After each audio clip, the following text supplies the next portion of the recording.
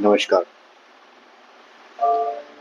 आज फिर से हम अपनी स्टोरी लाइन में एक ऐसे व्यक्ति को लेके आए हैं जो फिलहाल इन दिनों बहुत ज़्यादा चर्चा में है। एक बेटा जिसके घर वाले उसके लौटने का इंतजार कर रहे थे। एक जवान जिसके सपने अभी पूरे होने ही वाले थे। और एक सैनिक जिसने आखिरी सांस तक देश की रक्षा की। आज की कहानी है अग्निवीर युवराज सिंह चौहान की, जो ड्यूटी पर तैनात थे लेकिन तिरंगे में लिपट कर घर लौटे। तो चलिए शुरू करते हैं। राजस्थान के एक साधारण परिवार में जन्मे युवराज सिंह चौहान बचपन से सेना में जाने का सपना देखते थे। उनका परिवार भी देश सेवा से जुड़ा रहा। बताया जाता है कि परिवार में पहले भी सैन्य पृष्ठभूमि थी। गांव के लोग कहते हैं कि युवराज शांत स्वभाव के थे, लेकिन देश के लिए कुछ बड़ा करने की इच्छा रखते थे। जब अग्निवीर की योजना आई तो युवराज ने मौका देखा और सेना में भर्ती होने का फैसला ले लिया। उन्होंने कड़ी मेहनत किया, ट्रेनिंग लिया और अनुशासन के साथ आखिरकार वे भारतीय सेना के हिस्सा बने, अग्निवीर के माध्यम से। उनके परिवार को गर्व था कि उनका बेटा देश की रक्षा करेगा। सेना में भर्ती होने के बाद युवराज को चुनौतीपूर्ण इलाकों में जिम्मेदारी मिली। सीमा पर तैनात जवानों की जिंदगी उतनी आसान नहीं होती जितनी बाहर से दिखाई देती है। हमें यह दिखता है ना कि वो तो सीमा पे है, क्या करते हैं, हमें कैसे करते हैं, लेकिन वास्तविकता क्या है ये आप भी जानते हैं और मैं भी जानता हूँ। चलिए आगे कंटिन्यू करते हैं।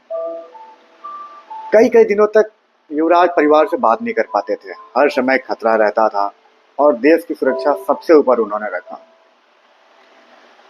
लेकिन सैनिक इन मुश्किलों से पीछे नहीं हटते। युवराज भी उन्हीं जवानों में शामिल थे जो अपने परिवार से ज्यादा देश की चिंता करते थे। जम्मू कश्मीर के अखनूर सेक्टर में हालात तनावपूर्ण थे। इसी दौरान आतंकियों से मुठभेड़ की खबर आई। मुठभेड़ के दौरान अग्निवीर युवराज सिंह चौहान गंभीर रूप से घायल हो गए। देश की रक्षा करते हुए उन्होंने वीर गति प्राप्त की।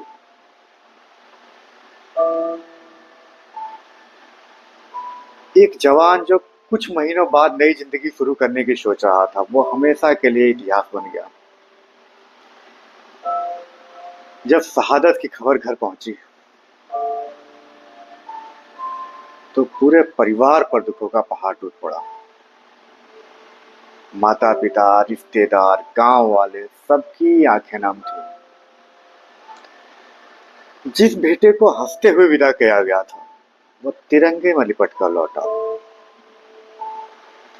आप समझ सकते हैं कितनी तकलीफ हुई होगी उनके परिवार वालों को, उस गांव में रहने वाले लोगों को, जिनके साथ उनका बचपन बीता, जवानी बीती, और उन्हीं चंद लम्हों में केवल आतंकवादियों की वजह से हमारे देश का हर एक नौजवान चाहता है कि वो आर्मी में जाना जाए और वो इन आतंकवादियों को जवाब देता है।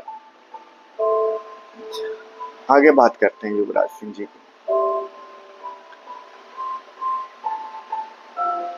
परिवार वालों को दुख के साथ गर्व था क्योंकि उन्होंने देश के लिए बलिदान किया है। लेकिन एक परिवार की जो व्यथाएं होती हैं वो हम सब समझ सकते हैं। अगर हम सब कुछ दिन घर से दूर रहें, घर लौट के ना आए, तो परिवार वाले सोचते हैं कि बेटा कहाँ गया, कैसे गया। लेकिन जब एक जवान शहीद होता है, वीर गति को प्राप्त होता है, तो उसके परिवार वालों को पता होता है वो दोबारा कभी नहीं आएगा, उसकी आवाज दोबारा सुनने को नहीं मिलेगी।